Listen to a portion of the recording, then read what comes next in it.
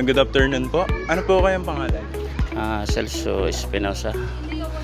So, ano po ba yung mga napapansin nyo mga problema dito sa kapaligiran? Ang napapansin ko rito ay yung gaya ng tungkol sa ating mga nakaupong politiko, gaya ng mayor. Ang lagi lang napapansin ay yung mga kakilala at yung mga nasa laylayan hindi niya nakikita. Basta yung kilala ng coordinator niya, yun lang ang nakikinabang. Yung iba talagang walang-wala, hindi naman nakakarating kasi iba yung tinitingnan kaysa sa tinitiligan. Saka